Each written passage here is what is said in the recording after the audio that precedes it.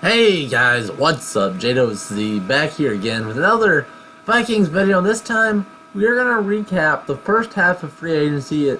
As of this recording, it's March 22nd, and I think it's a good time to recap our free agency thus far and talk about how good Rick Spielman and company have been in with re-signing the Vikings to get their best roster available. So how I'm going to do this is I'm going to look at the players they signed and the players to let go and give everybody a point scale. So for example, it'll be a 1 to 10 point scale.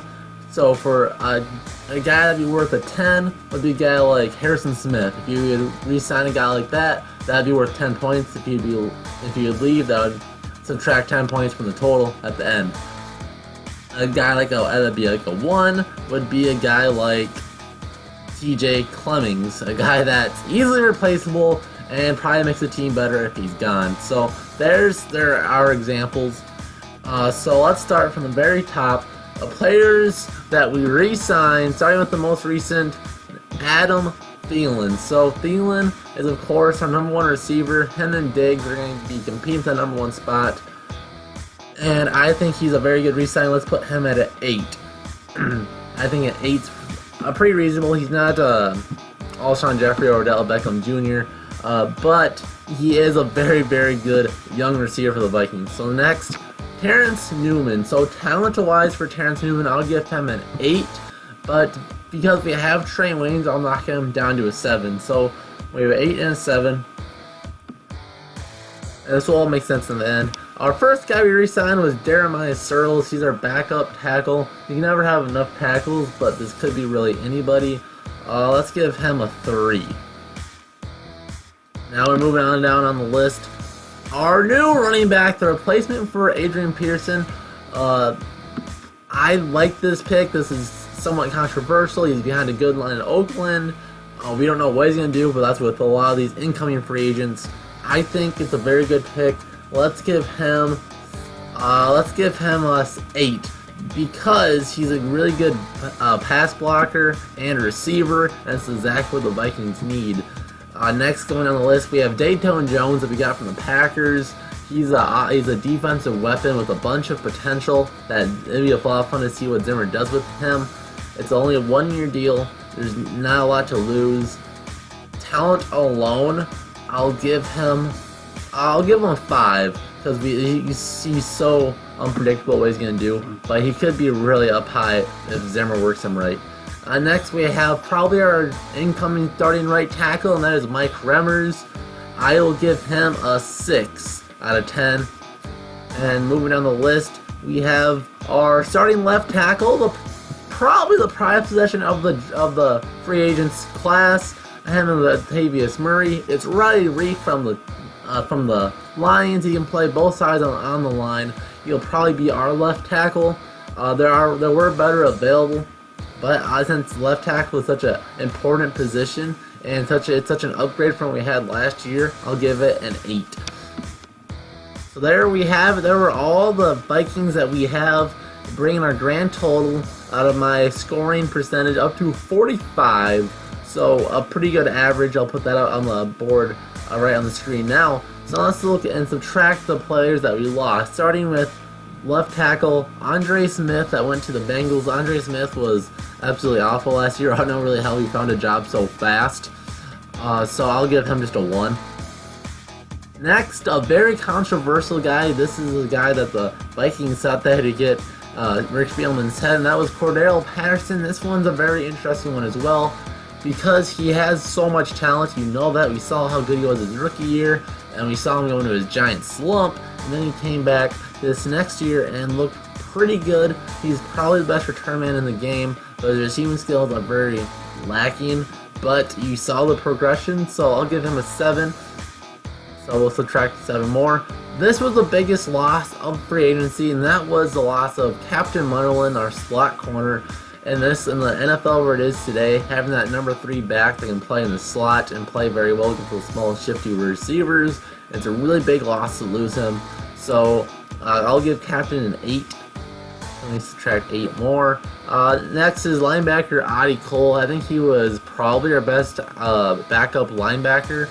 but he's fairly easily to replace. This will be a little bit of a hard one, but I'll give him a 5.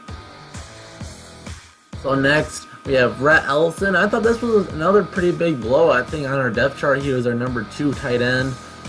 We have the second-year tight end, I always forget his name, David Morgan, that should replace him and do a nice fine job, but Rhett Ellison was our best run blocker and pass blocker tight end we had, and he could also play fullback. So I thought that was a pretty significant one. I'll make it, let's call it a 6.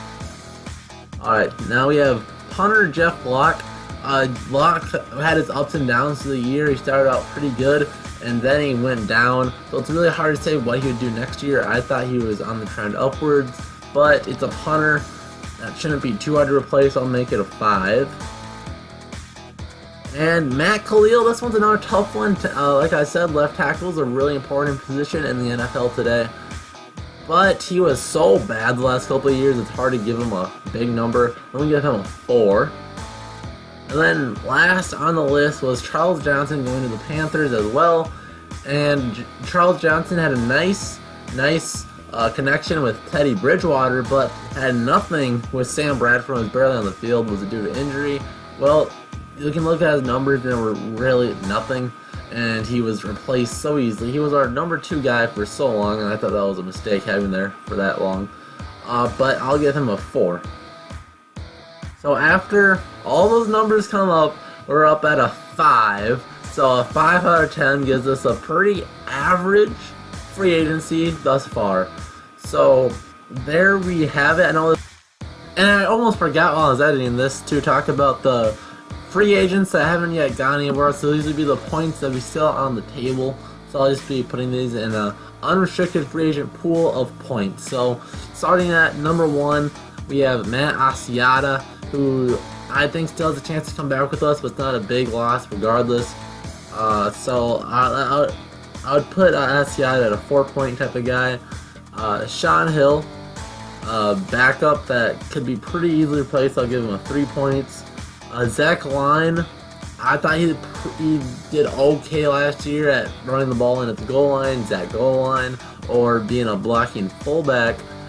So I'll put him at a 5. Not too hard to replace, but it'd be nice to have him back. Jake Long, I think we can all say that he's definitely okay with being gone.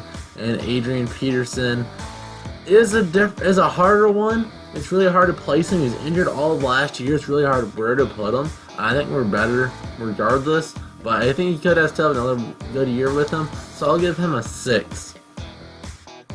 And lastly, Justin Tratto is a guy that you've seen shine in preseason, but you've never seen him do a whole lot in the regular season. So let's give him a 4 at a backup defensive end rule. So not a lot of points there, but there we have it. So now back to the video. This is a very just completely opinionated thing based on how important I think they are for the Vikings and how good the skill level of these players are overall.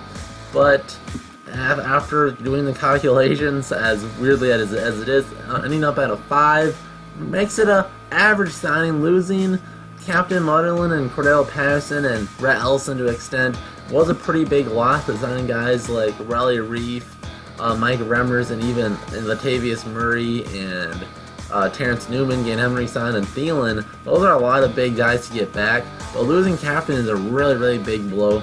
So I hope we can find a guy to replace him. Maybe Mackenzie Alexander is ready to step up. But there we have it. There was the Vikings free agency up to the 22nd of March as I'm recording this. I will do a video just like this covering the other teams in the NFC North. Hello guys, we'll see you guys in the next Jdose Vikings video. See ya.